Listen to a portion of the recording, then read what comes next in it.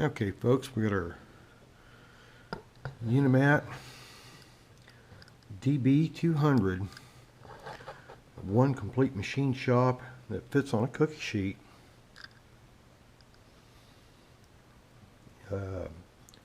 Here's our tailstock,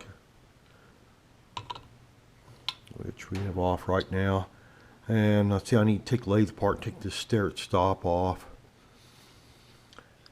As you can see, these are really tiny lathes. When I was a kid working at a machine shop, I had a lathe so big I had to get on a step stool just look down the spindle of it. It was about 6 feet diameter, and it'd chuck up a 4-foot piece no problem.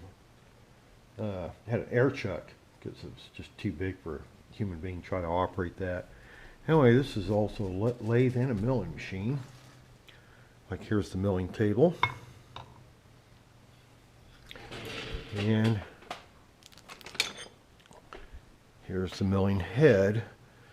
And what you do is you take loosen one bolt on the back of that little Allen head in there, and when you take that off, that allows the entire engine and spindle assembly and pulleys, all that comes off all in one piece, and the whole thing, you bolt it back there, and the whole thing goes on there, and there's that Allen again.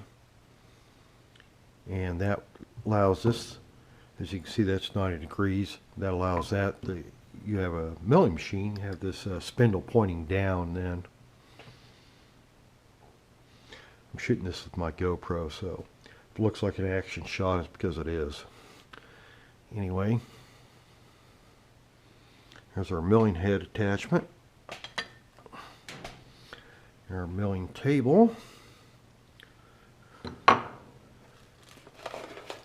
And a little tiny little vise.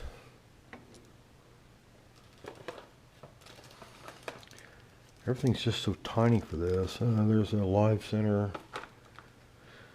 Need to rebuild the spindle. This lathe had been rode hard and put away wet, so I decided to go ahead and get the bearings and spring and stuff like that to rebuild it.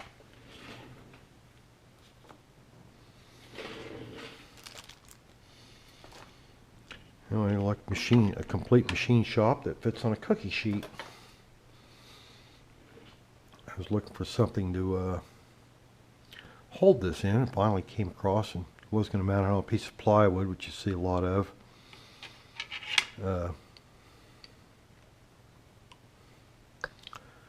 Instead, I just decided to put it on a cookie sheet, and I bought some little rubber feet for it. And put those on there. And see, that's the handle, a splined handle. That's so you can operate the milling machine head up and down. And see, it was missing this pin, so I had to make this so the damn thing wouldn't, because it's free to swivel without it. That also allows you to mill from different angles. Anyway, there's the feed. Here's the cross feed, tool holder. And like I said, I got to take it apart to get this start stop off. That's normally what goes in there. That thing's on there tight, so I'm going to have to take the complete lathe apart, take the ways off, and put the get this thing off so I can have a little more freedom to work on things. The tailstock, which is these threads, are the same on the 3-jaw chuck, so I can put anything on here that fits on the headstock spindle, also fits on the tailstock. So this chuck, you know, could go like from the milling machine, or it could go on here like this as a lathe. I mean, these are really configurable. These lathes were made in the mid 50s to the late 70s, I believe, and they're very well supported in parts. You can buy parts for them anywhere, rebuild new engines, different kinds, stock ones, variable speed ones, power feed, CNC. Here's a brand new set of belts for it, which I need to put on there because somebody just went to the store and just bought an O-ring. And I went ahead and run that for a while. Anyway, today's project is this foot peg shifter from a Harley. And we got a piece of 1-inch aluminum stock, which I faced off, and you have to be really careful about what kind of cut you take. That won't fit. I'm right up against the chuck, back of the chuck. It won't fit in the chuck, so I can't get much of a grip on that workpiece at all. And I had to indicate it in, so I did this and just spin it around by hand. See, the needle's moving a little bit, but not bad. And that's what we're using to I just tap on it whenever I hit a high spot. I tap on it with a hammer, and then retighten it, and just go through that procedure several times to get it where it's running fairly true. Anyway, got this bolt, and that's 5/16 by 24. So I'm taking a set screw, and I'm going to run it in there about. I had to order the set screws. I wanted that sticks out about 1/2 inch. I want it to at least go in there at least 1 inch. I was going to reuse this bolt, then I decided I wanted to make my shifter a little bit bigger. So instead of using the bolt, I go ahead and use a set screw. And for decoration, I've already got some brass equipment balls, which I shined up real good and used them on the DK air cleaner cover. And so I put brass ones on there. I put these aluminum ones on there since the bike is blue. I thought they'd look better, but the brass ones look better. They stand out a little more distinctive. So I got one on the air cleaner, and that corner 20 is also the same thread for the hold the seat on. That the rear fender on a Sportster is tapped 1/4/20. That's also the same as cameras, so that's a good one to know. 1/4/20. And so what I'm going to do,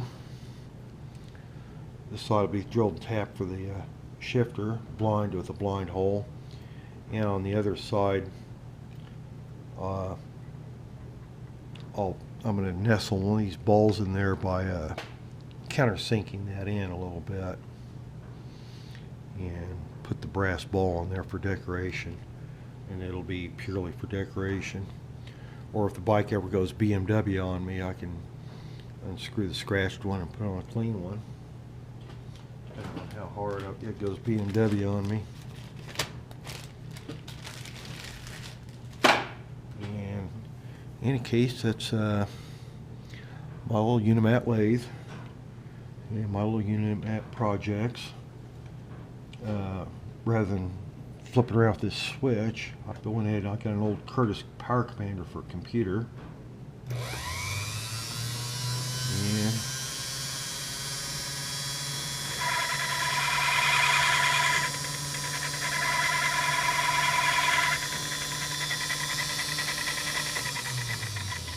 anyway, you just don't ask a lot of these for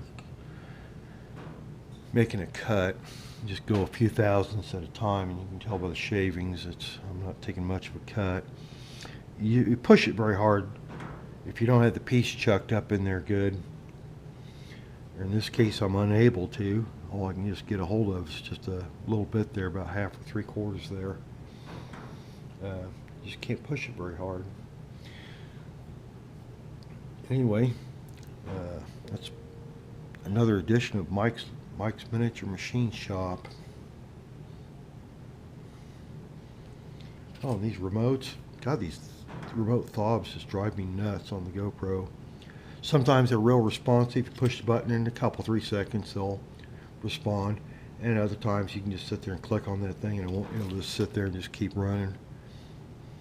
So I found the GoPro app to be particularly useful. Here you can see there's a record button, battery status, wireless. So right now my phone is connected, instead of being connected to the wireless network, my wireless router, it's being connected to the GoPro, and then you shut the recording.